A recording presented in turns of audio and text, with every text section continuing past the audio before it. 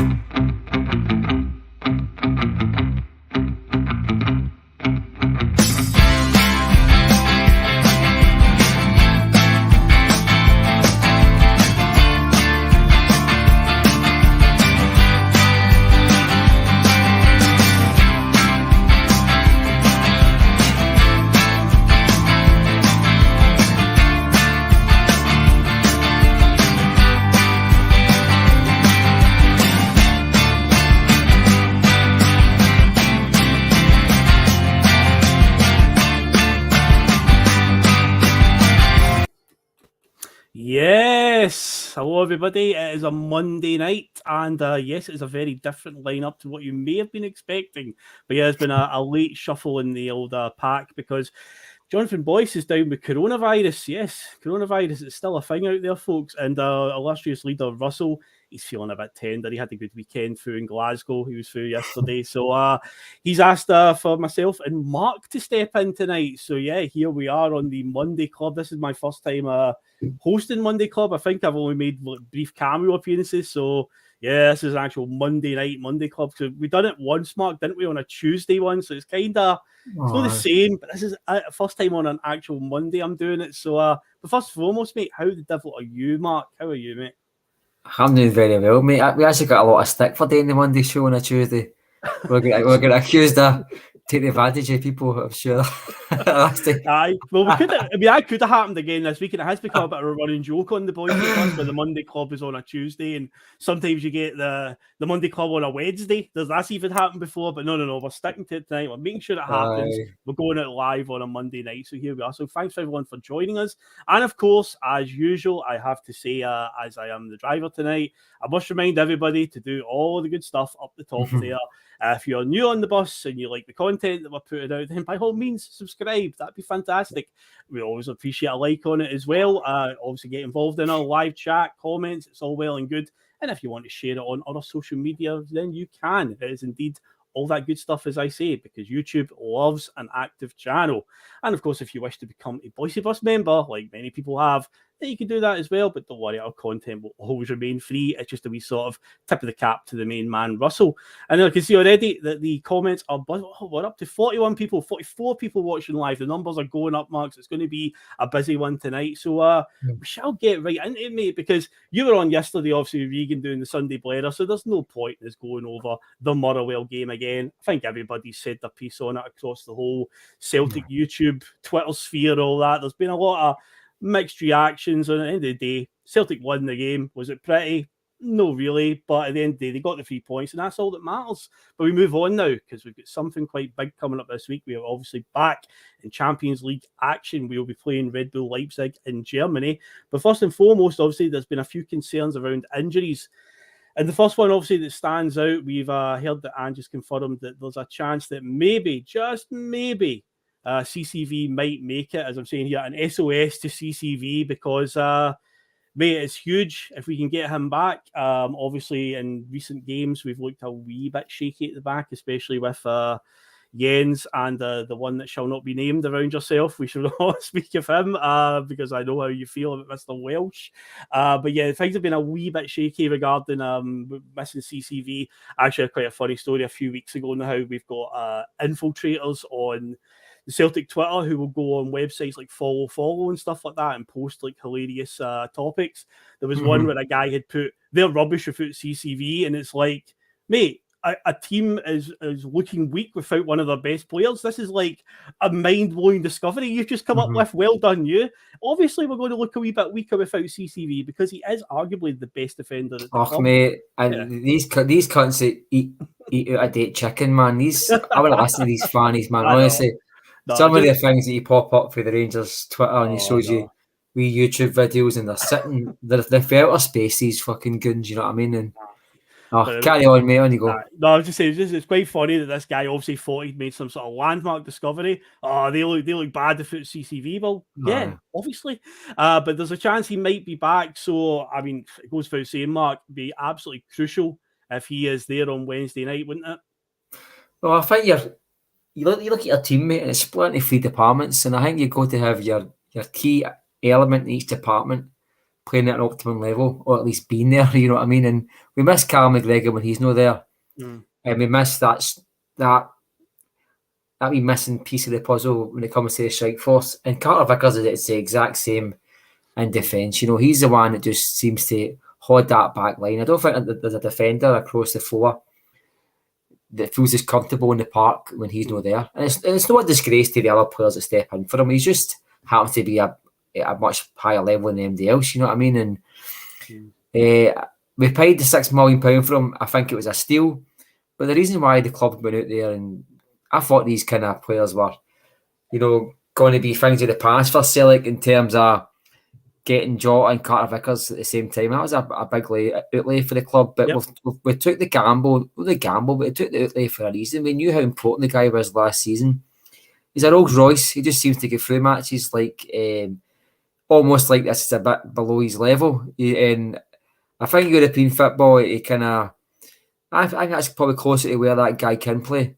And come Wednesday night, or come any big European game for Celtic, he's one of the first names you want on that team sheet. He's just as important as what Carl McGregor is to the midfield, and probably just as important as what Jota or a Kyogo or Giakoumakis is to the strike force. And with what became these Discovery Channel body experts and linguistic experts when Ange speaks, you look out for every sentence and look out for how he's speaking and try to pick up his wee comments, because he gives fuck all away. And he did say pre-Motherwell that Carter Vickers might be too soon for the weekend, but maybe make it on Wednesday. He doesn't really talk like that unless he thinks he's got a good chance.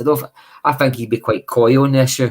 Yeah. So I think if I was going to put any money on it, I would suggest the guy's going to start, and that's good news for Celtic. Oh, it would be, mate. I mean, last season, obviously, there was during the run-in as we were closing in on that title.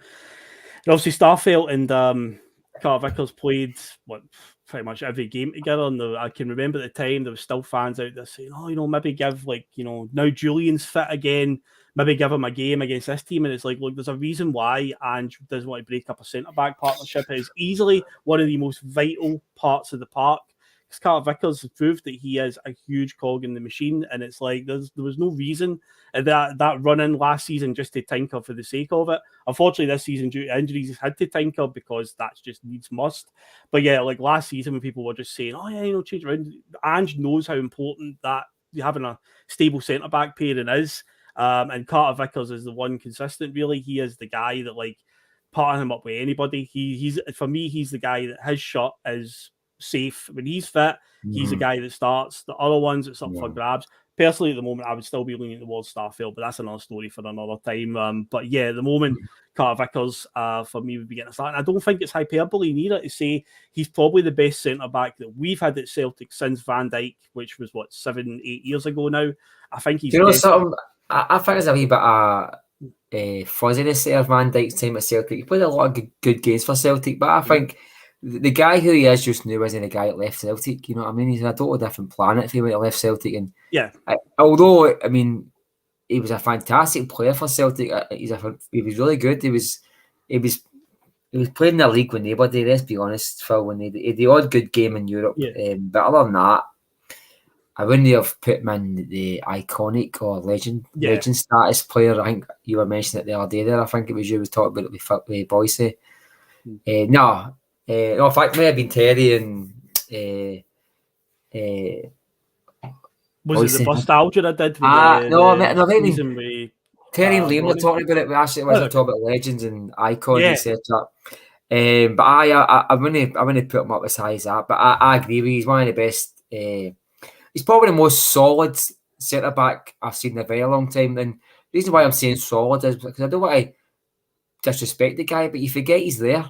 But that's a good sign for a defender, because normally, like the goalkeepers, when you don't notice them, it means they're just good at doing their job. Mm-hmm. They just do the good things and they do it well. You know what I mean? They just, if the ball comes to them, it's dealt with. You know what I mean? And I don't think you're really supposed to notice your centre backs. I also feel like we boy who sits next to me at the football, with Lewis, he was saying to me the other day there, that see when he felt that Welsh goes forward pretty well. I disagree with him, but I felt when Carter Vickers is on the park, he allows the other player to go that wee kind of iron run, as I call it, the kind of going a kind of major run through the middle of the park and getting challenged. And I think Carter Vickers, he allows that to happen. You know what I mean? Without actually doing it himself, he just steps into and covers, and we're missing that. I feel like if we're going to ball for the back, that's good, but there's still when the play opens up, we need somebody to run through the middle. And Carter Vickers provides that for the other choice, you know what I mean? And I think even Welsh, as much as he's limited, he's capable of taking the ball 20, 30 yards, you know what I mean, finding the pass. Normally it's not a brilliant pass, but we're going to need that. We're going to need the full team to start creating opportunities again. And I think him will be back on Wednesday. I think he'll be back on Wednesday. Him being back on Wednesday, I think it gives Joe Hart a lot more confidence as well. I think Joe Hart's missed him as much as anybody. And also, I noticed the other day there, Greg Taylor had his worst game for Celtic in a while, and it was no slight on him. He was hesitant. He wasn't doing overlaps. He was quite, the guy was just second guessing his, second guessing himself, you know what I mean? And I feel like Carter Vickers just solidifies that back four and gives him more confidence. And maybe I played that year on with his head as well, because he was pretty poor too. So bring back Carter Vickers as soon as possible, and let's start, moving the ball faster at the back, because he also is a big part of that. It's something that came up on nostalgia quite a lot, because obviously we obviously delve into the past, and when we've talked about Henrik and stuff like that, just a guy of that stature being around can have such an influence on the players around him. And it probably goes the same for Carter Vickers at that back line. It probably has had a wee bit of a knock-on effect on all the guys around, because he's not there. I mean, last season we were quite fortunate that he was so injury-free. Like, he had such a great run. Just typical that we've started this season and there's been a few injury problems at the back. But yeah, he is a calming influence and so comfortable on the ball and just brilliant defending all round. So yeah, hopefully he'll be back, because we are going to definitely need him. If we're going to come with a positive result, we're going to need everybody to have a good game and all of our best players available, because obviously this midweek we are on the old mission to Leipzig. So this is Red Bull. We've played them recently, obviously in the Europa League. We played them in Brendan's final season, the half season, or the 6 months, 7 months that he gave us or whatever. But yeah, it was that one with, we had Salzburg, Rosenborg and Leipzig. Yeah, it was that group. But yeah, so we played this, and they've changed a wee bit since then. And obviously, they're also not the top team in Germany. That's just exclusively reserved for Bayern Munich. They just have a monopoly on the German Bundesliga at the moment. But Leipzig definitely over the last good few years, and obviously a lot of it's down to money. You know, they're backed by a global drinks brand who just churn money into them constantly. So they've never ever got any financial issues to worry about. And they've had a meteoric rise in the last like 10 or so years from the bottom division in Germany to the top after getting bought out by Red Bull and getting rebranded and stuff. But yeah, they've been a quite consistent fixture around European football for the last few years, whether it's Champions League or Europa League. Say we've encountered them recently. We lost out in Germany and won at home, which is quite a familiar story with Celtic in group stage football from time to time. You know, lose away and win at home, but obviously we start this double header against them and we are away from home first. And yeah, that's a rare unicorn for Celtic to find a victory away from home in Europe or in the Champions League. We've only done it twice: Spartak Moscow away and Anderlecht away. So yeah, the chances of this one, it's going to have to be. Everyone's going to have the game of their life, really, because this team are not to be overlooked. In that, right, Mark? Oh, totally, mate. I mean, I was a bit confused when I heard folk writing them off after the first game. Like, well, here we go. We thought Shakhtar were going to be cannon fodder, but it could be Leipzig. I thought that was a bit bizarre, especially it was coming from the lowest ranked team in the group. So we need to give respect to everybody else, you know what I mean? And I think the performances have picked up. They got a new manager, and I think sometimes that 4-1 game, when they get beat after Shakhtar, I mean, that was that guy's last game in charge. Sometimes players get the vibe that this guy's going to be sacked, and they're down tools. It happens at every club, you know. It happened to us when we went to St Mirren and get fucked 4-0, and they sacked Mowbray, and happened with Barnes. It just happens, you know, and that could have been a freak result for them. It just happened to be in the end of a long run of bad performances. It just happened to be the one that just pushed them over the edge. I think this team, you mentioned some of the players to me earlier on. And oh yeah, I've got a few. Who they're linked with and what level they're actually at. You know, I mean, this is a team operating in the Bundesliga. All right, as you say, there's a monopoly in Germany, and it basically is Bayern Munich. And to a certain extent, teams like Dortmund that can beat anybody 4-5-0 on a given day. I know Schalke's capable of doing things like that as well, and they're playing well. But I don't know, mate. I just feel like I'll say it again. I think if you're out of the two games, I don't think getting 3 points out of the two games is a bad thing for Celtic. You know, I mean, realistically, 3 points, and basically you're playing Shakhtar at Celtic Park with a good knowledge that if you beat them, you're guaranteed European football. Yep. But you're going to see a really good chance of finishing second in that group, and I personally, I would take 3 points out the next two games with him, and I would take that right now, mate. I don't think we should put too much pressure on the players because it's a very hard place to go, mate. I don't think Celtic will be taking them lightly. I think it will be full focus. Maybe that was part of the start of this poor performance. Maybe a lot of the players have had a wee eye on just how tough this game is going to be, and to be honest with you, going to Germany in the Champions League is going to be a tough one for Celtic. We've got the players and we've got the manager that can pull off a result. I have any doubt in my mind we could pull off a result at Leipzig, but I don't think the fans should be hanging their hats on it. I think you got to write after players they've got, the teams that link with countries that get caps for them. And it's scary stuff, Phil. You know what I mean? Even if you disregard that they're already in their second manager come September, disregard all that, mate. You know what I mean? This is a serious team operating in a very high level in Germany. They are. And they were pot 2, weren't they? They were the pot 2 team. Pot 3, and we're pot 4. Well, if we ever get to the pot 2, I think we have been in pot 2 before, but if we ever get to that level again, I mean, it would be on merit, you know what I mean? And I think we should treat these teams like they're there in merit as well, you know what I mean? Aye, definitely. Now, funny enough, one of our viewers here, Cairney, says he's getting on the plane now, boys. He's off to the game in Germany through the week, so I'll have a good trip, Cairney. Hopefully you enjoy yourself, Cairney, mate. Hopefully you do. I don't know where he's flying. He must have got to Australia first. I don't know what journey he's taking, but you enjoy yourself, Cairney, one of the type of journeys,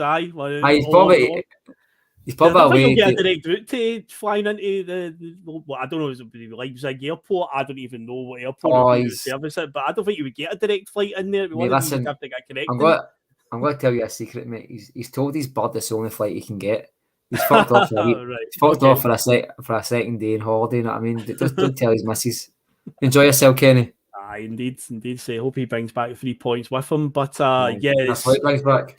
in terms of like you're talking about the points, I agree with you. I think 3 points over the 2 games because realise if Celtic would get 3rd place in this group, it's European football after Christmas. But there is that chance that they can get 2nd place. If they want to get 2nd, they've got to get something on Wednesday night. So, but if they don't, it's no disaster. But as I said, I think do we, Phil? Sorry to interrupt you, mate. I was thinking is I've got the Real Madrid have to do us a favour, basically. Now, this is where we're relying on another team. I know Real Madrid, all the games. teams you want to rely on, you go, well, that must be the best choice because they're the European champions. It's Real Madrid.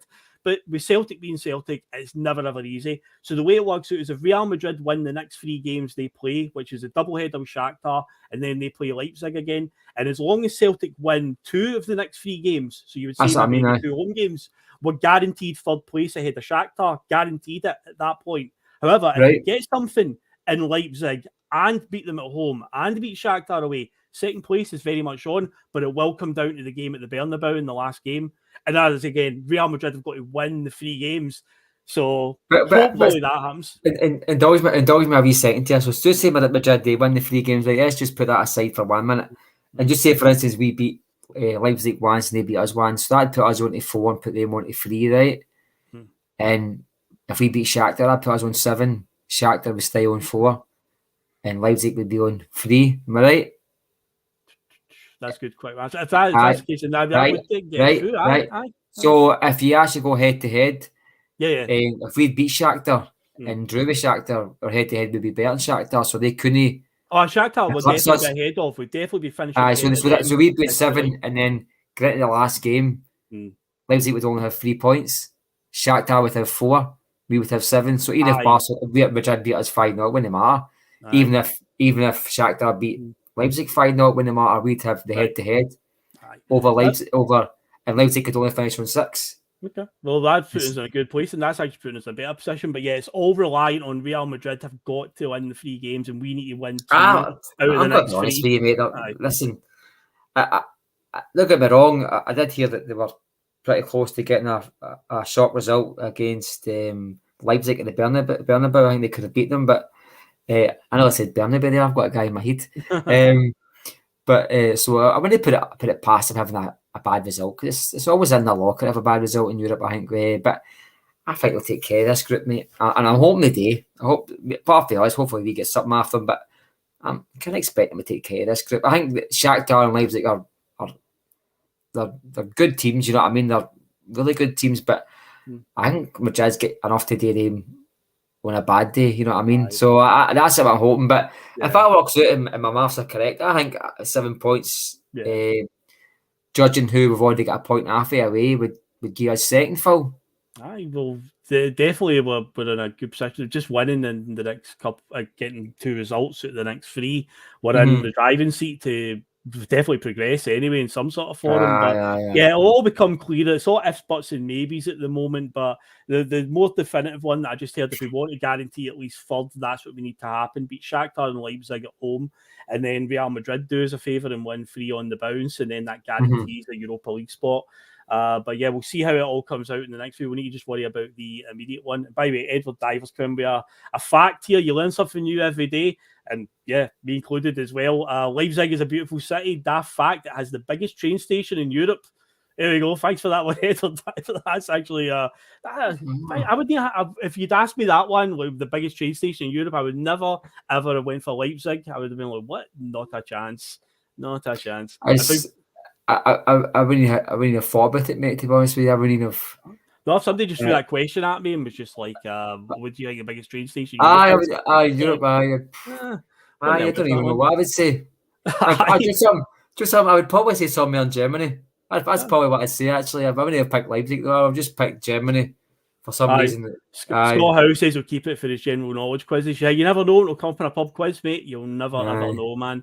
But obviously, now we'll look to the game. So, I say we've talked about Carter Vickers, hopefully being back. Fingers crossed that happens. Any other positions that you think? Obviously, now we've learned that Abada's going to be missing. He's not going to make it. He missed the Betis game last season, I think it was, for the same That's a fucking nonsense, this. Religious reasons. I'm sorry. I'm sorry, mate. I mean, what happens if this game Wednesday night was a replay against Rangers at Ibrox in the Scottish Cup or the League Cup? You know what I mean? Near happy this guy's religion. He's got to do what he's got to do, but it's a fucking nonsense. I mean, what if he was just he is one of your star players, but what if he was your star man? Fuck that. Aye. I mean, well, he's in a position, Mark, that's quite a contentious one right now because obviously a lot of fans are not really won over by Maeda's contributions recently. Haksabanovic, as we've said, well, Russell said on the bus, feels like he's getting a bit of a raw deal. He gets thrown in to start a game against Shakhtar a few weeks ago. Assists in getting us the goal, and then it's hooked off at half-time, and ever since then, it's just been cameo appearances again. But Abada obviously has been in good form whenever he's played, so it would have been quite vital if we had Abada available. So who gets the nod? Because obviously Jota is a nailed-on one for whatever side they start him on, preferably the left.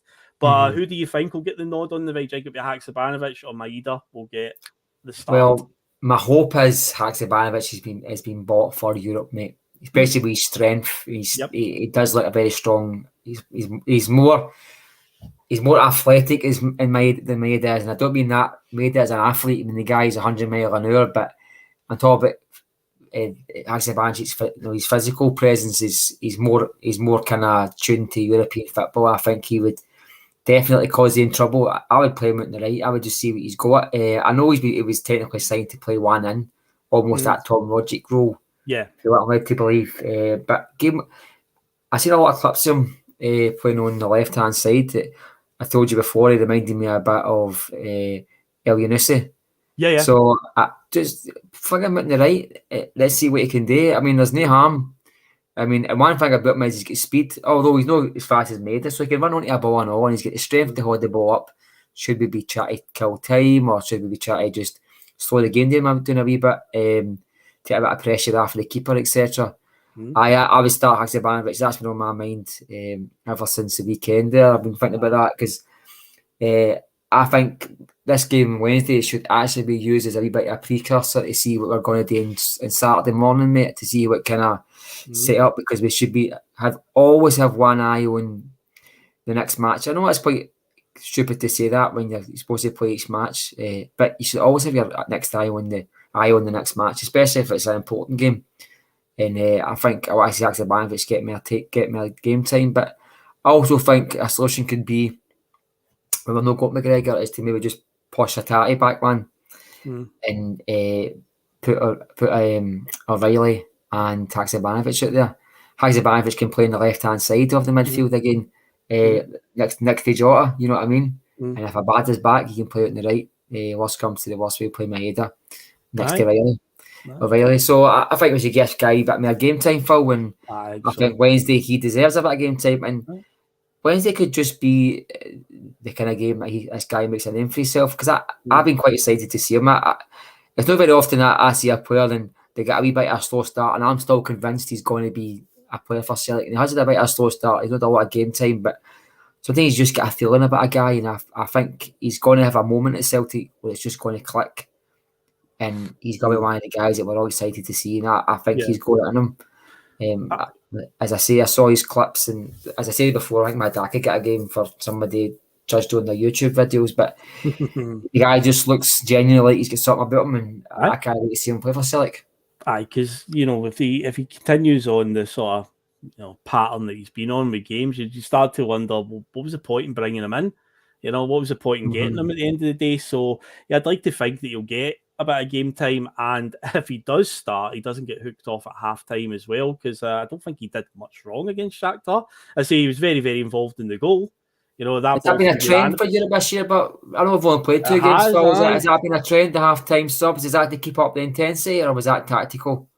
Well, it was Maeda that came on both times, wasn't it? It was on both occasions, and obviously we know what his strengths are in terms of like pace and pressing, so it could very well have been that, but I don't know if you need to necessarily do it right on half time. It's just like, maybe give them a wee bit of time in the second half just to see how they do. But yeah, at the end of the day, we're not Celtic managers, so we don't get used. But yeah, I've noticed that pattern as well. So I'd like to think that Haksabanovic will get a bit more game time. And yeah, if he does get a start on Wednesday, hopefully he can have another massive contribution. I'd be a good manager, wouldn't I? Oh, me. I'd make 19 subs. Good the first bad pass, they'd be at the park. I put them in the stand. Just right away, just you. I did. See a Neil Lennon gif, you go, fuck off. I'd be saying that to them all, I'd be going like, fuck off. Fuck off. Oh, mate, you would, by the way. You definitely would. And by the way, breaking news, Brendan Rodgers is on course for a victory. 4-0 up now. I know. I'm glad because... I just saw the call the line and I was like, what? 4-0? Listen, I think that could have set a snowball chain reaction.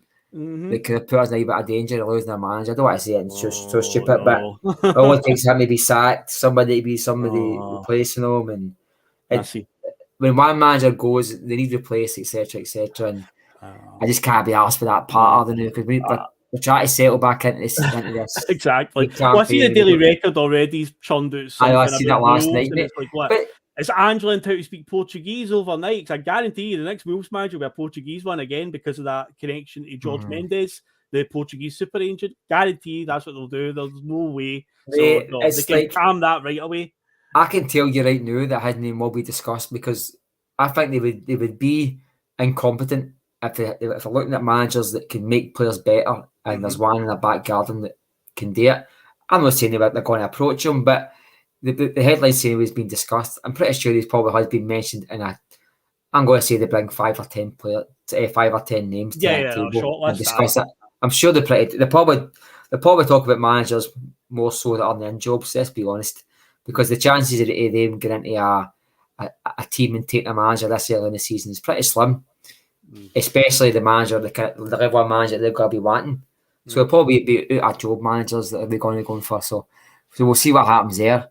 Maybe the guy who's just took over Leipzig would have been a good choice for them.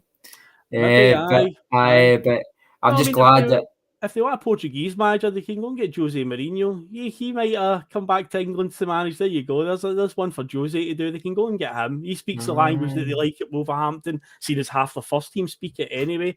But yeah, just looking at the what for the lineup on Celtic on Wednesday night. I don't think there's many other real surprises. I think it'll be as Juranovic will start, be Taylor on the left. Say if CCV makes it, that'll be great. I think if CCV does play, it would be Jens will be next to him. Obviously, if CCV doesn't make it, it's going to be Jens and Welsh because Starfelt is still a long way off. McGregor will play. I can see it still being Hatate and O'Reilly. It's just that winger position. That's the only real one to look out for. Striker wise, Giakoumakis might make it, but I still think you'll favour Kyogo in this one. Giakoumakis would be coming on as an impact sub. That's my player, but Phil, I think European games at Tynecastle, Ibrox, you play Giakoumakis. I'm sorry, I know people don't see it that way, but Kyogo, as much as I love him, Giakoumakis is just for. See, it's not disrespected. I think Giakoumakis and Kyogo are option strikers. I think anybody in my eyes is the first striker. I think Ange sees Kyogo as the first striker. That's fine. He's got to have a system that he knows best, and he knows the system a lot better than me. But I think Wednesday night suits Giakoumakis. I think, especially remember when we played in Europe, if we're in trouble, that long ball up, and John Hartson would just cushion it down and hold it. And he'd be that strong that he would give our players 4, 5, 6 seconds to go up the park. Allow Alan Thompson to run on his right, or a Gat to run on his left.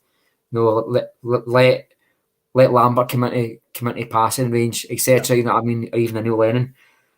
And we need that in Europe. It's not all about just breaking the line and balls at the tap. Sometimes it's about slowing it down, frustrating the other team, and just winning yards like they do in the NFL. And that's how you go to do it sometimes when you're playing a team that might be superior to you. So I think for me, Giakoumakis does that. Apart from that, he's a superb finisher. I know he missed a wee chance against Shakhtar, but listen, this isn't another thing on Kyogo either. I think if he gets 5 chances, he's scoring 1 or 2 of them. But he's that good that he gets 5 chances. But whereas Giakoumakis, if he gets 5 chances, I think he's putting 3 in the back of the net, sometimes 4. And one thing about Europe this season is, if we had somebody more clinical, I still say we could have took points at Celtic Park against Madrid, and I still say we would have beat Shakhtar away from home if we were more clinical on the nights. Oh, aye. And Leipzig might be an opportunity. We might get 2 chances against Leipzig. We might only get 1. But if it's a first touch finish and a scrappy ball in the box, I'm picking Giakoumakis to put it away before anybody else, mate. Aye, as we call him on here, the first time finisher, isn't he? He just, aye. Chaos, because he loves chaos.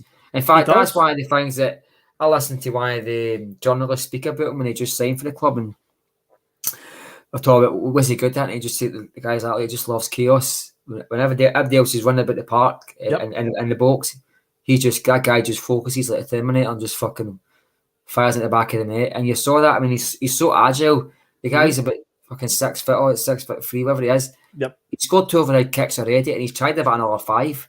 You don't get that without being agile, without being nippy and nifty and all the rest of it. And some of his goals, I think only 2 have not been one touch. You know what I mean? So he is that striker that just goes for it.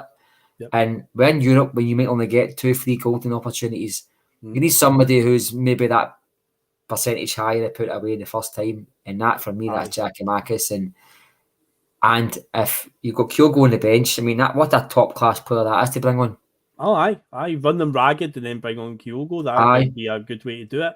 But I've said this before about Giakoumakis. I've drawn the comparison, maybe not in terms of ability, but I think he's got a similar attitude to Zlatan Ibrahimovic with that sort of, I'm going to go for this here. It might be a bit of an impossible shot, but I'm still going to go for it anyway, because that's what Zlatan did.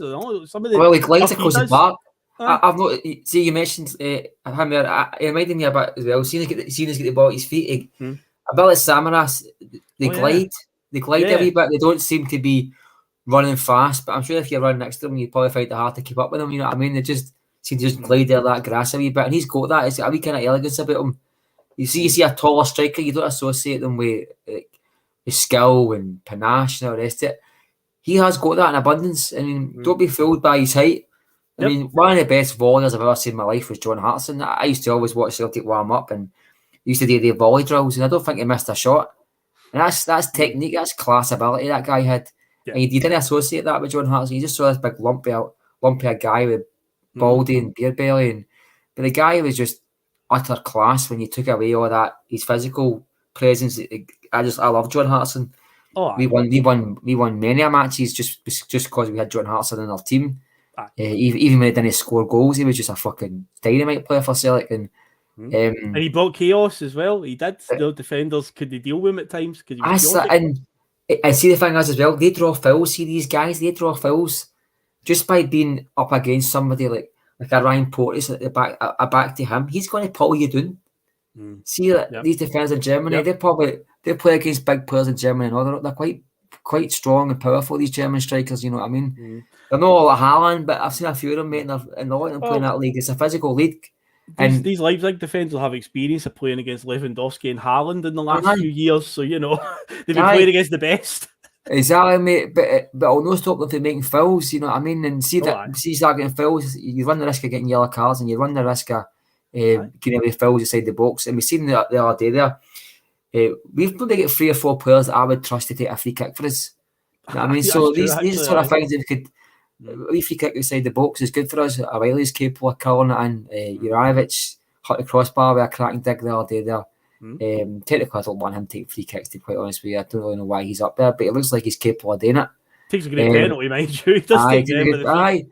Maybe that's his 40 foul, you know what I mean? And I hope it fucking is, because we could do with somebody who's. I think we've got a few players that could do that. I mean, I definitely do. I think Atati can hit one for long range. McGregor's shooting's fucking terrible, but the rest of them in midfield are pretty good, you know what I mean? That's where a guy like that becomes important. Drawing fouls, winning the free kicks, creating havoc, frustrating defenders, yellow cards for them, maybe the odd chance of him getting frustrated and fucking finding a wee fly kick up and VR picks up and you get a penalty, something stupid like that. You know, just as you say, chaos, just bring a guy in. Aye, well, Scott Howe's asking you, is GG fit for Wednesday? It's 50-50 at the moment. We're just speculating. There's talk that he might be. So we're just praying that he's available in some capacity, Scott. And Paul McFarlane's also asked a question about Abelgard playing central defence if CCV does begin. I don't think Ange will take that chance, but I understand where you're coming from in that one, Paul, because it's not unlikely for like centre mids, defensive mids to be converted to centre backs. We saw Beaton play there a few times for us over the years, which had mixed results, to say the least. I know that Christopher Aya originally was a midfielder before coming to Celtic and converted, so it can happen. The Scotland national team, McTominay plays centre mid for Man U, but plays centre defence for the Scotland national team. So it is out there, but I don't see Ange in a real high-profile game like this. A guy that's no starting jet for us, just getting thrown in there. If he just had more early, fitness, aye. Because if I was just up, mate, just very, very quickly, mate. Aye. That's a wee bit annoying for our scouting department and the structure of our first team that we're sitting in October and we're talking about a player not being fit yet and not being up to speed yet. That does matter nothing, mate. I like to get players in early, but see, even if I get them the last day of the window, make sure they're at a level where they can step in as soon as possible, because there could have been a situation where he was the only choice. Aye. Could have easily happened, and that's just a wee frustration of mine. And luckily, it's not been the case. But I think if he'd played a couple of more games for Celtic, you know what I mean, maybe ideally he could have got a start against St Mirren and had that 2 weeks in training ground and maybe had 45 minutes against Motherwell there, and then you're thinking maybe he's got a start now. But I don't think he's there yet. I think he's a couple of games away from getting minutes from the park. And my understanding with his deal is it's kind of like it's not a try before you buy. It's very much as it is just now. He's loaned, because his contract's suspended with his club. So it's kind of like it's an animation. You know, it's kind of like he can get back there, or he could just end it. But he wants that team to get money because of the situation they're in, which is quite nice of him. I mean, I don't know exactly the situation or how many games he's playing, because Paul's also said in a follow-up comment that he did play in central defence for Ruben. I did. But again, regarding how many games they were actually playing, and he had this contract suspension option. I say Russian football right now, I don't know what's going on and so forth. So I don't know if he's obviously came in and he hasn't played as much game time as maybe the club would have liked. But I think he'll get his chance eventually, but I don't think it'll come on Wednesday. I think he'll be a sub, and if he needs to come on at some point, then I think he will. Now, regarding obviously what we're coming up against, obviously there's a few guys that we need to look out for, because there is going to be Celtic fans out there that are quite like Leipzig. Don't really know much about them, but there are quite a few big name players that you need to keep an eye on. Obviously, the standout guy is Timo Werner, who recently was at Chelsea. He had a big money move to Chelsea a few years ago. But of course, as it always happens with Chelsea in this money era since Abramovich took over, the curse of the number 9 struck, because they have had a honking record over the years of ruining number 9s. They've had the likes of Hernan Crespo went there, underwhelmed. Crespo was an absolute baller. They had Mattea Kesman, who was on course to beat all sorts of records in the Eredivisie that Ruud van Nistelrooy had set. He went there to Chelsea, completely flopped. Obviously, Fernando Torres is a standout. Alvaro Morata, Andriy Shevchenko, Falcao, Samuel Eto'o, Gonzalo Higuain, Romelu Lukaku. They've had a whole plethora of strikers over the years that have just been like great names, but when they go to Chelsea, something just seems to happen. The only ones that have really been a massive success would be Drogba. Obviously, Didier Drogba was incredible. To a degree, you could say Diego Costa, if he could keep his cool and actually stay on the park. And probably Nicolas Anelka. I mean, he went to Chelsea after being at Bolton. He was actually quite good. But yeah, in terms of like Werner, he was the latest in a long line of Chelsea strikers that kind of underwhelmed. He's went back to Leipzig. I don't know if it's just a loan he's went back on initially or if they transferred him, but basically he's back there. And of course, he's began to find his scoring for him again, which is what got him his big move to Chelsea in the first place. So you need to keep a lookout for him, because he's got quite a few caps for Germany already. A few years ago, he was seen as like the great hope that he's going to be the next great German striker. But I say that Chelsea move's kind of stifled him a wee bit. Another guy to watch is Christopher Nkunku, French midfielder who transferred from Paris Saint-Germain. I believe PSG were looking at bringing him back as well, but it looks like Chelsea are now the front runners. And I know I've just mentioned Chelsea a second ago, so hopefully Christopher Nkunku looks at that and is like, maybe I'll stay away from Chelsea, actually. Might get ruined there. But yeah, he's like a very, very highly sought after player. Although I did catch a little bit of the game against Rangers last season in the semi-finals, and he did sky one over the bar when it was pretty much an empty net in the first leg. Had that gone in and they went on and won 2-0. Could have been a different story, but he did score the goal at Ibrox that night, but he's been very highly sought after, and supposedly he's already had a medical with Chelsea to have a transfer next summer. So that's how quickly Chelsea want to get this done. No, for the January, they're basically fighting for next summer, but they let him. That's how organised these big teams are, mate. I mean, that's crazy, man. It's just a different level in it, mate. It's just they can give players medicals inside their training centres and everything. It's fucking brilliant. Oh, no. And there are a couple ones to look out for. Emil Forsberg, who is like Sweden's like sort of number 10, like the main guy in the sort of playmaker role. He's got multiple caps for Sweden. He's been at Leipzig for quite a while now, so he'll be pulling all the strings in the midfield. You might have noticed over the last few years that Denmark have become a wee bit of a force again in international football. Yusuf Poulsen is a very, very quick striker up front. So if we've got any... I mean, you saw against Shakhtar with that boy down the wing that scored the goal, the pace that he had. Poulsen's on a similar level in terms of like getting from up to full pace over a short burst, a short bit of ground, and I'd look out for him getting in behind the runs. And another guy who was really impressive at the Euros last summer is Dani Olmo, who's a Spanish midfielder. And you know, Spain, they produce all sorts of good midfielders. But yeah, he was at Dynamo Zagreb, then he transferred to Leipzig. But in particular, last summer, if you watched the semi-final between Spain and Italy at the Euros, he was fantastic that night and set up Morata for the equaliser for Spain that night. So there's some serious ballers in this team that we need to keep an eye on. I say that's what I'm saying, mate. It's fucking that's what I'm saying, mate. You're talking that's some quality players there, you know what I mean? I'm going to take a wee guess and say if they do sell the players, you're talking about 130, 140 million if you add them all up. No, I think Kunku will probably go for 100 million at this rate on his own. So I was just trying to give myself a wee bit of confidence booster for Wednesday. No, it just shows you what we're up against. What's that? What's Steggs? That's my pal Steggs. What's he saying? He's saying Kevin Campbell. He's an Austrian midfielder, I do believe. Central midfield's a good player, could cause us problems. Again, he's another one that stands out. But well, there you go, mate. I mean, you talk about you get a guy there, no fucking what was his name? Echo Falls or something. What was his name? Another guy.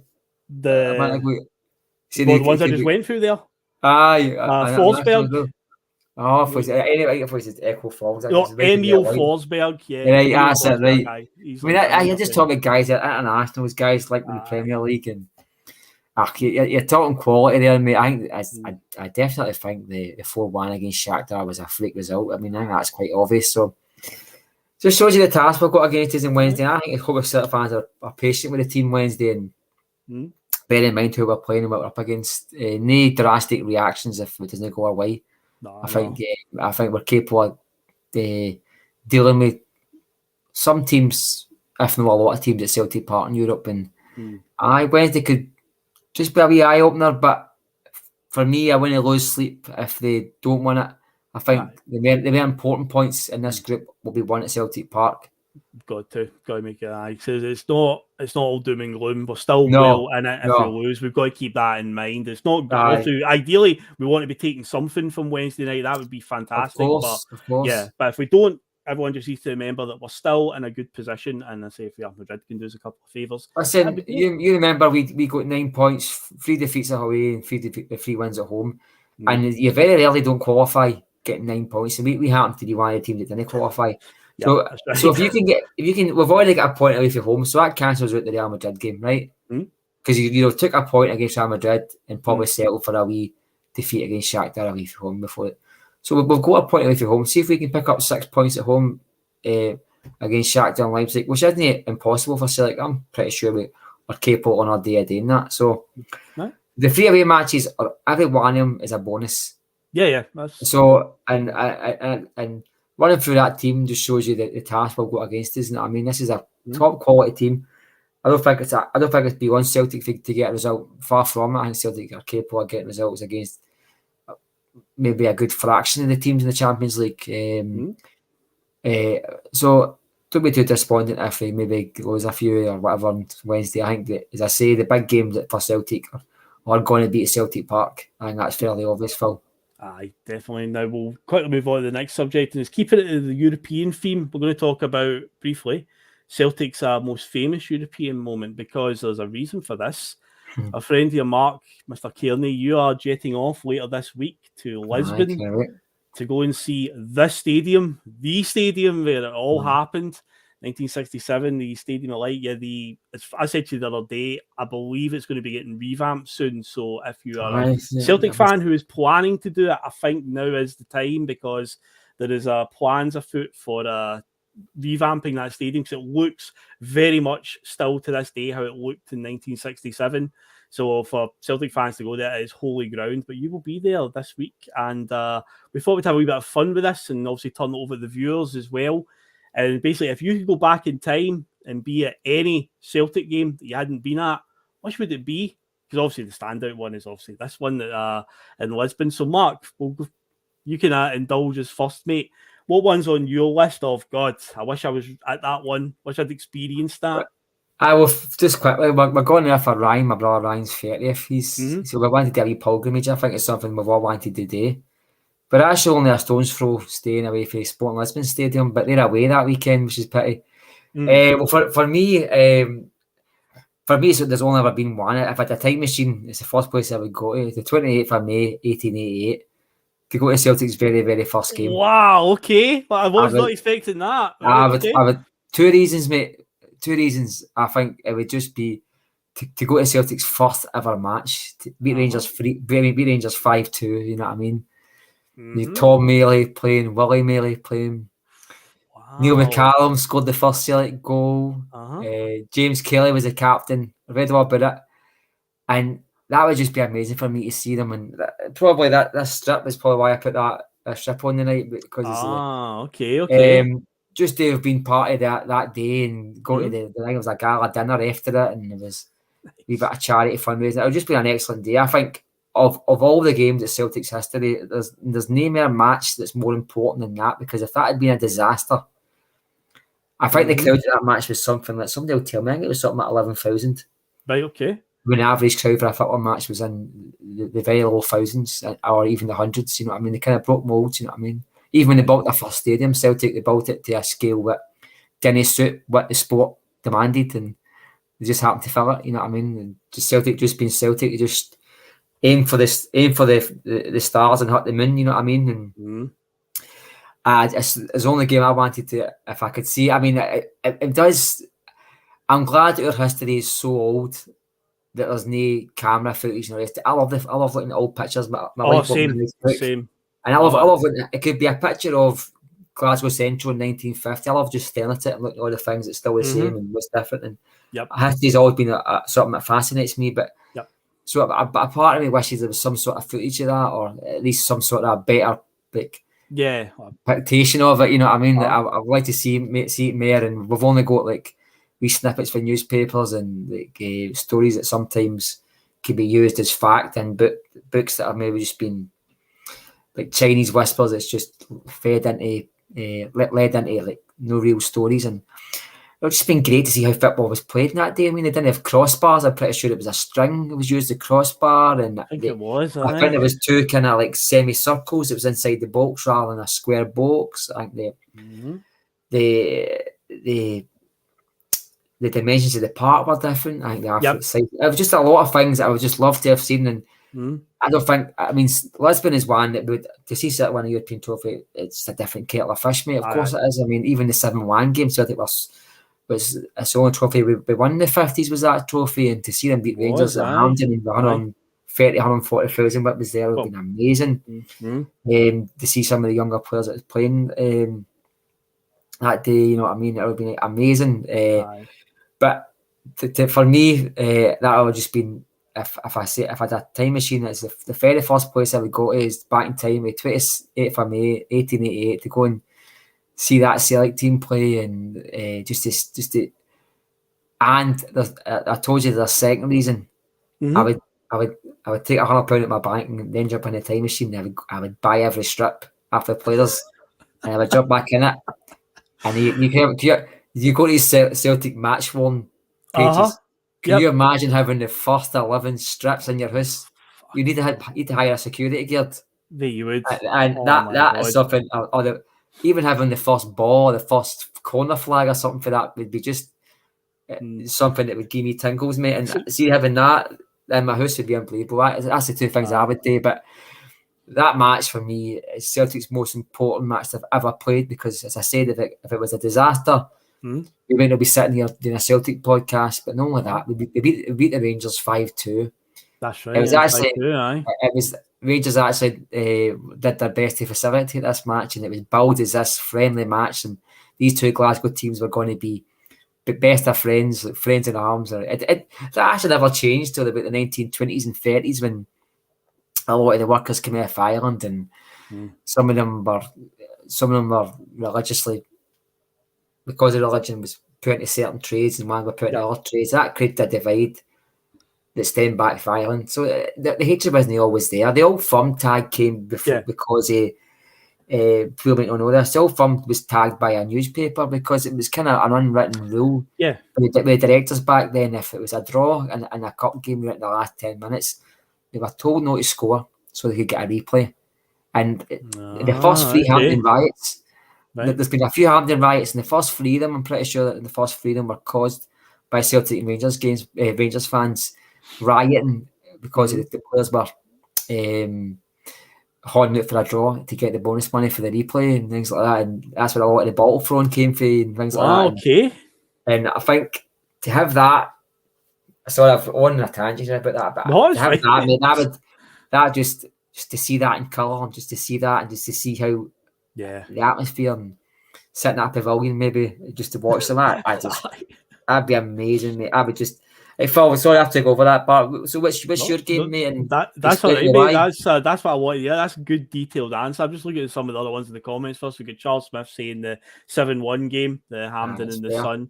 Scott House says great answer, Mark. He was impressed with that one. Let's see if we see any other ones there. Monty has said the Leeds game, 1970, the European Cup semi-final. I believe is still the biggest attended game in European Cup history and probably British football history. I would take a guess, 130-something thousand, wasn't it? 37 or something. Scott House says also, I bet the ref was in the lodge, but regarding that game you were talking about, probably still. Listen, I would moan about the ref and all. See, their 2 goals must have been offside.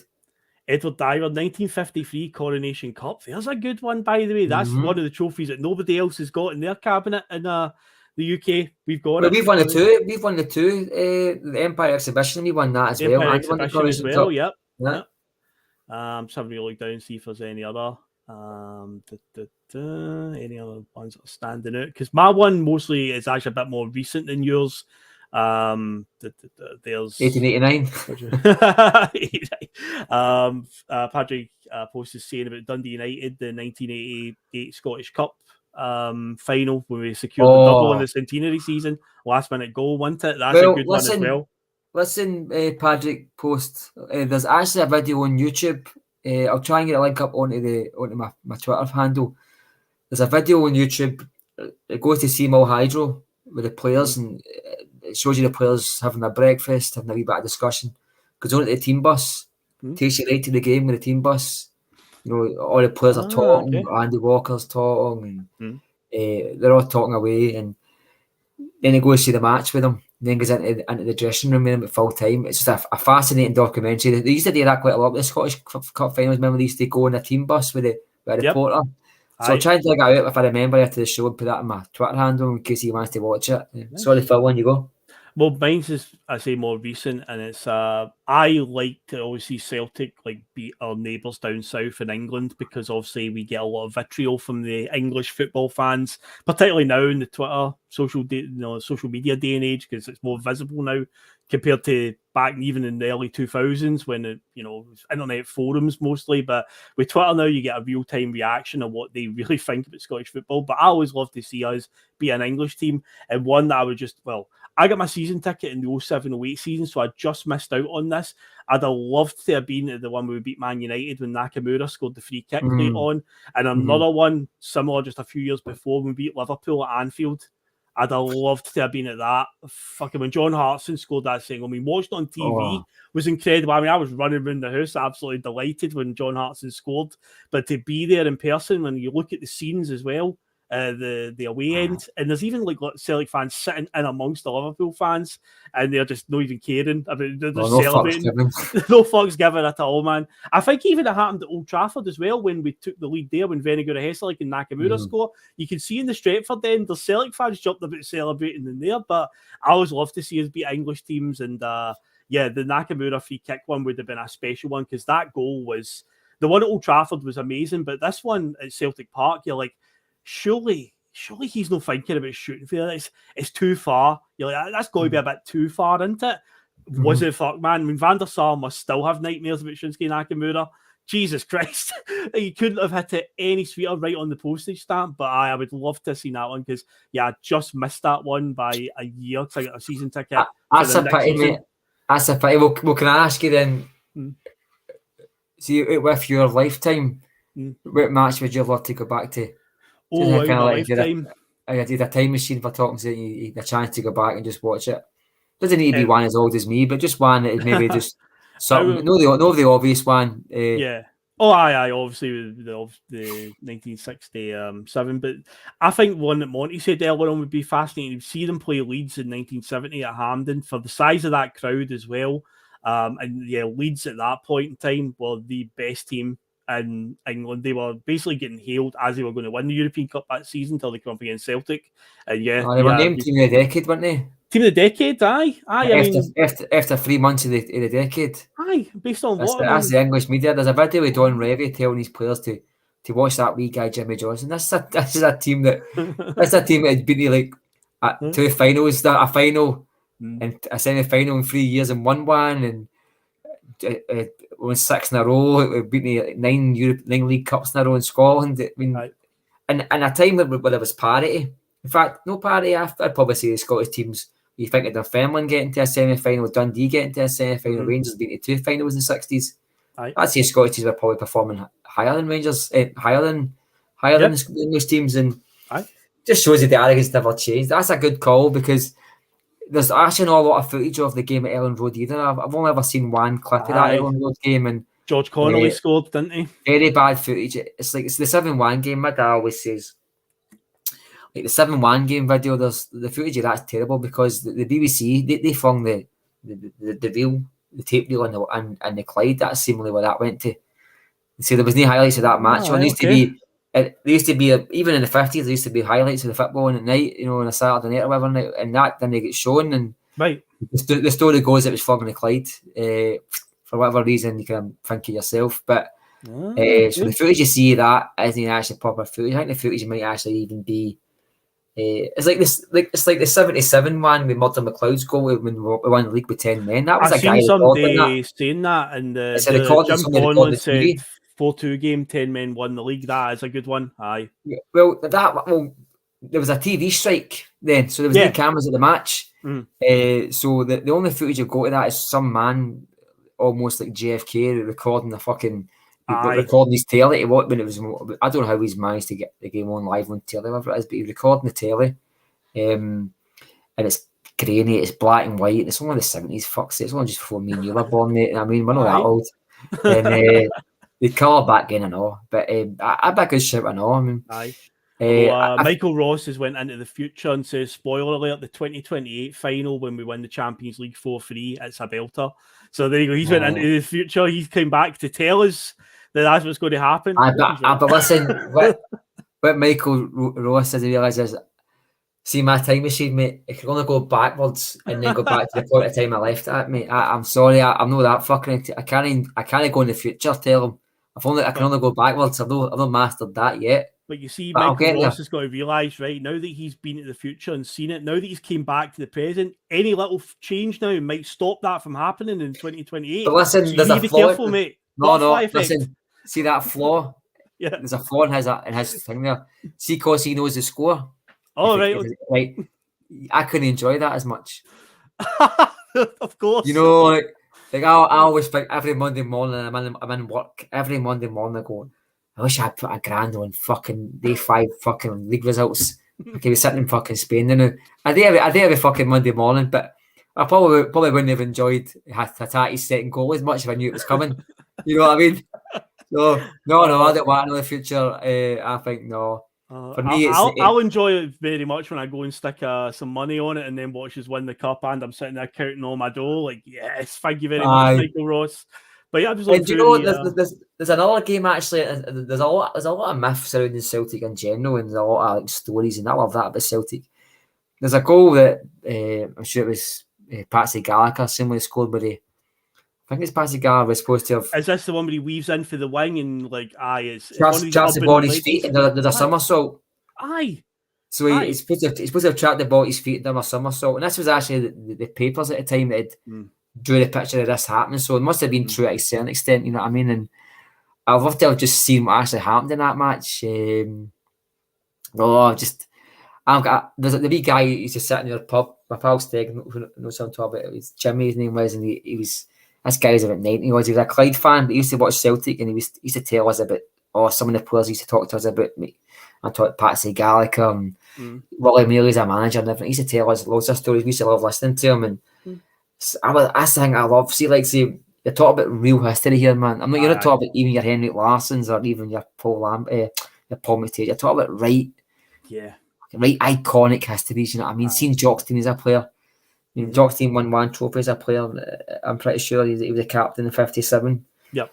And to see him lift a cup, you know what I mean, as you said, that'd be a good game to go to. And to see guys like that, you know, just even like say the Quality Street gang of the 70s and all the top class players, like world class players, just that's in the rain. That's gets in vault inside Celtic Park. I'm talking about just the raw stuff, you know what I mean? Just the guys playing in worky boots with like studs this size and balls. They used to set the balls into baths of water for 12 hours so the balls could be soft because they were that heavy.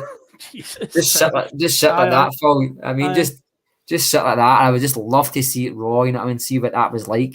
To see, there's actually the guy's got to come on the channel to talk to us. The guy writing a book just now about Celtic's first ever league winning campaign. Okay. I think it was 1891 season, I think. Right, okay. They post quite a lot on Twitter. He's already said he's got to come on to promote his book or whatever. And I think it'll be fucking fascinating talking to the guy. Some of the things he's got to be able to tell me is unbelievable. Yeah. But that sort of shit, mate, that's like, apart from winning the European Cup and some other things, but we'll see that 50 times, 30 times, you know what I mean? But there's only ever been one first trophy, there's only ever been one first game, you know, and I just love all that shit, mate. I just love all that, and I think I quite enjoyed talking about that, man. I think that's I think memory lane is a good thing to go into in your top. As I know all too well, mate. On a because nostalgia, that's why I like nostalgia, and because it's all about emotion. There's no about it's no subjective anymore. It's about can you remember that, and there's no like say is he got to be fit for the morning. It's just about talking about a period of time at Celtic. We spoke about bad time. We spoke about the season when nearly collapsed. We spoke about fucking season we've lost the league and all this, and that's fine and all. It's fine, but you can always find wee snippets to have a laugh about. So we're talking about Celtic, and you can reminisce or even just fantasize about games that you couldn't imagine being there. I think that's a class act. I think that's what being a Celtic supporter is all about. Just more than just that 90 minutes, mate. It's like the 24/7. That's we believe Celtic, and we've got all the history to back it up, mate. And if we can sit there and just talk about games that we've never been to before or seen before, and just wish we were there, mate. That's brilliant. I think that's great. And the thing is as well, you can sit in the room and you can have 10 different opinions on what game they'd rather go to, and they've all got their own valid reasons. For me, it's that game. For you, it's that game. And there's also an argument to say if you want to go closer to this period, I think in the 98 season when we won the league. I've seen that one of the comments. I've seen that in there 10. Yep.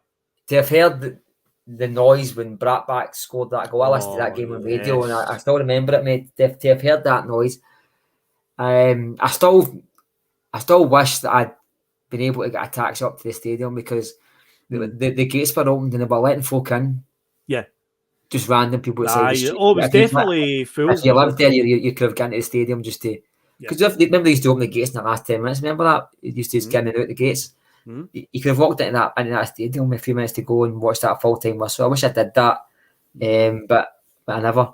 But nah, just that would have been class and all that. I've been just to hear that noise. Larsson's first goal, just what a touchy game. That was a tense game. That was even on the radio. You could fucking taste it in the air. You know what I mean? That'd be brilliant to go to and all. That one's been mentioned in the comments, although Patrick Post is feeling quite saucy with this one. No one fancy going to the 1980 Scottish Cup final. That's the goal with the riot after that. I'll wear my hard hat, mate. I will indeed. They pesky 70-year-olds that means that me and you can't get a pint in the stadium and call me and you disrespectful. That's right. Aye. And people in their 60s and 70s Scott House says, I'll travel back to 2012 and relive the death of Sevco. Of course, it was a great time. And of course, if you want to hear us talk about that, I've done the Nostalgia episode on that season. It's a good one, 2011-12 season. It's out there. And with that being said, Mark, I guess we've done pretty well today. We've went over an hour. There's 78 still watching. So again, remind you all just do all the usual good stuff. Subscribe, like, comment, share, all of that. But it's been fun tonight. So hopefully Celtic can get the results. So the last question, Mark, before we head off is, what's your prediction then for Wednesday night then against Leipzig? Oh, Phil, have a good show, mate. Going to ruin my night, mate. Please. Sorry, man. Sorry. I will be adventurous and I'll say we'll get a 1-1 draw. There you go. I say we'll get a point. We'll just go I would take that Yeah. fucking every day of the week, mate. 1 each draw. I'll take that. Perfect. More Thank than you, happy sir. with that. More than happy. So we're out of here, folks. So Wednesday will be post-match press. Russell will be on. He will be back and fighting fit after that.